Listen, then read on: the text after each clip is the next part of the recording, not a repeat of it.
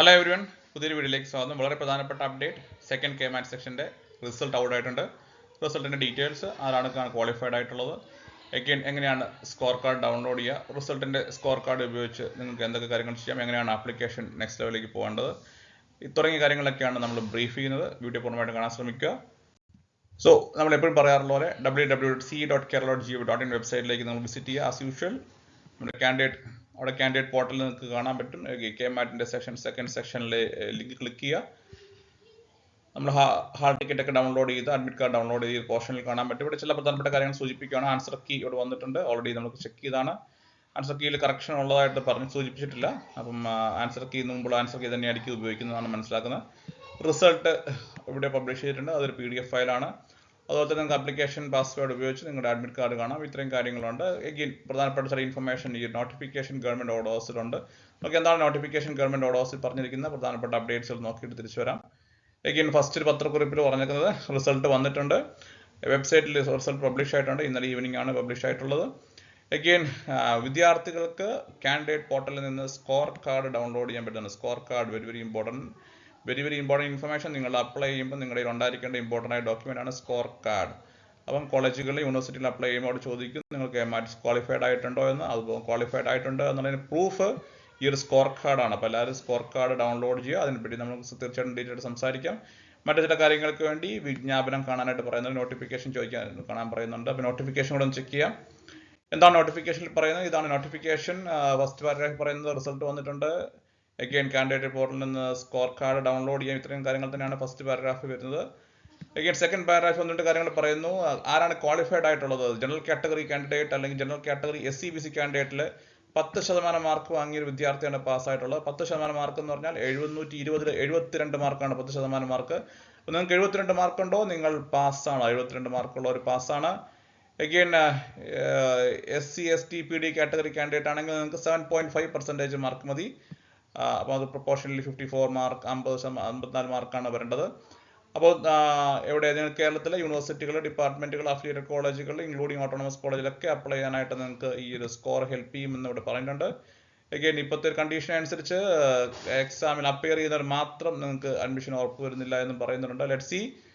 കഴിഞ്ഞ വർഷമൊക്കെ കുറച്ച് റിലാക്സ് ഒക്കെ ചെയ്തിരുന്നു ടുവേർഡ്സ് ദി എൻഡ്. അപ്പം ഇപ്പം നോക്കാം എന്തായാലും. ഇപ്പം എന്നാലും ക്വാളിഫൈഡ് ആയിട്ടുള്ളവർ ഇപ്പോൾ എക്സാം എഴുതിയ നമ്മൾ ഓവർ സ്കോറിംഗ് നോക്കുമ്പോൾ 99.1% ആളുകൾ 99.1% ആൾക്കാർ ഈ എക്സാമിൽ പാസ്സായിട്ടുണ്ട്. ഏകദേശം ഒരു 40-50 ആൾക്കാർ മാത്രമേ അവർക്ക് 72 മാർക്ക് കിട്ടാത്തുള്ളൂ.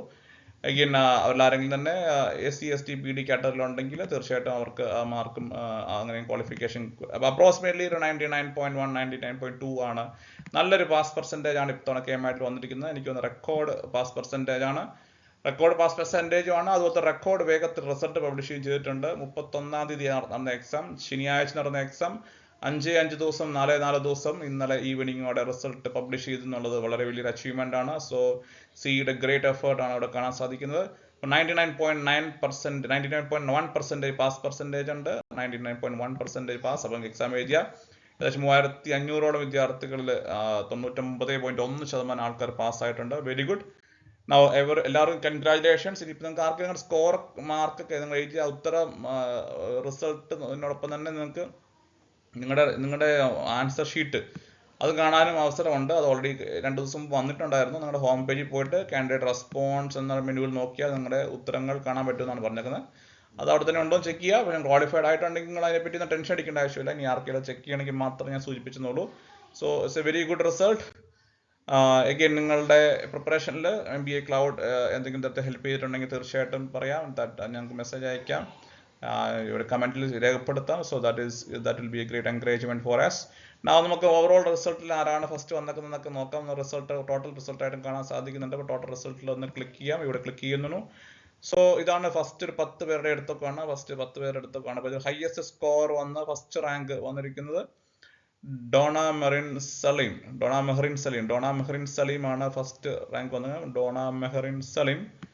സോ ഏറ്റവും ഫസ്റ്റ് റാങ്ക് ഉള്ളത് 100% ആണ്. പെർസെൻറ്റേജ് എന്ന് പറഞ്ഞാൽ റിലേറ്റീവ് സ്കോർ ആണ് ഉദ്ദേശിക്കുന്നത്. അപ്പം ഇതിൽ 100% ആൾക്കാരെക്കാളും 100% ആൾക്കാരും ഡോണയുടെ പിറകിലാണ് ഈ എക്സാം എന്നുള്ളതാണ് ഈ പെർസെൻറ്റേജ് കൊണ്ട് ഉദ്ദേശിക്കുന്നത്. 99.97 എന്ന് പറയുമ്പോൾ 99 എക്സാം എഴുതി 99.97% ആളുകൾ അക്ഷയുടെ പിറകിലാണ് എന്നാണ് പെർസെൻറ്റേജ് കൊണ്ട് ഉദ്ദേശിക്കുന്നത്. റിലേറ്റീവ് പൊസിഷനാണ് ഉദ്ദേശിക്കുന്നത്. ഇതാണ് നിങ്ങളുടെ സ്കോർ എന്ന് പറയുന്നത്. ഇതാണ് ടോട്ടൽ സ്കോർ. 72 കാണേണ്ട സ്കോർ ഇതാണ്. അപ്പോൾ ഈ കോളത്തിലാണ് നിങ്ങൾ പാസ് നോക്കേണ്ടത്. 72 മുകളിലുണ്ടോ എന്ന് നോക്കേണ്ടത് ഈ കോളത്തിലാണ്. അഗെയിൻ 99.1% ആൾക്കാർക്കും 72 മുകളിലോ മാർക്ക് ലഭിച്ചിട്ടുണ്ട്. സോ തികച്ചും പ്രശംസനീയമായ പ്രകടനം തന്നെ. അപ്പോൾ അത്രയും പേർക്ക് MBA അഡ്മിഷന് വേണ്ടി ഇപ്പോൾ എലിജിബിൾ ആണ്. ഇപ്പോൾ ടോപ്പ് 3 സെക്കൻഡ് വന്നിരിക്കുന്ന അക്ഷയ്, തേർഡ് വന്നിരിക്കുന്നത് രഞ്ജിത MR. സോ എല്ലാവർക്കും പ്രത്യേകം അഭിനന്ദനങ്ങൾ. കൺഗ്രാജുലേഷൻസ് MBA ക്ലൗഡിൽ നിന്ന്.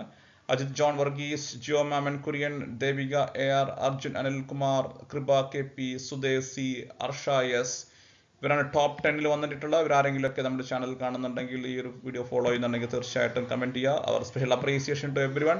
നിങ്ങളുടെ സ്കോറും പറയുക, നിങ്ങളുടെ സ്കോർ എത്രയെന്ന് പറയുക, നിങ്ങളുടെ സ്കോർ രേഖപ്പെടുത്തുക. ഹൗ ഡസ് MBA ക്ലൗഡ് നിങ്ങൾക്ക് ഹെൽപ്ഫുൾ ആയോ എന്നൊക്കെയുള്ളത് നിങ്ങൾ കമൻറ്റിലൊക്കെ പറയാം. So once again congratulation to everyone. Complete result PDF file നോക്കിയാൽ കാണാൻ സാധിക്കും. നിങ്ങളുടെ സ്കോർ കാർഡ് ഡൗൺലോഡ് ചെയ്യുക. എത്രയും പെട്ടെന്ന് സ്കോർ കാർഡ് ഡൗൺലോഡ് ചെയ്യുക. നിങ്ങൾ അപ്ലൈ ചെയ്യുന്ന സ്ഥാപനത്തിലേക്ക്, യൂണിവേഴ്സിറ്റികളിലേക്ക് അവരുടെ പ്രൊസീജിയർ അനുസരിച്ച്, അവരുടെ നിർദ്ദേശങ്ങൾ അനുസരിച്ച് നിങ്ങളുടെ സ്കോർ കാർഡും മറ്റ് ഡോക്യുമെന്റ്സ് ഒക്കെ സബ്മിറ്റ് ചെയ്യുക.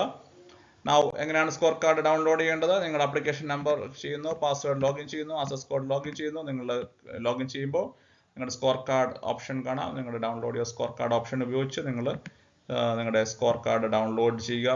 സോ ഇത്രയുമാണ് ഈ ഒരു വീഡിയോയിൽ നമ്മൾ ബ്രീഫായിട്ട് പറയാൻ ഉദ്ദേശിക്കുന്നത്.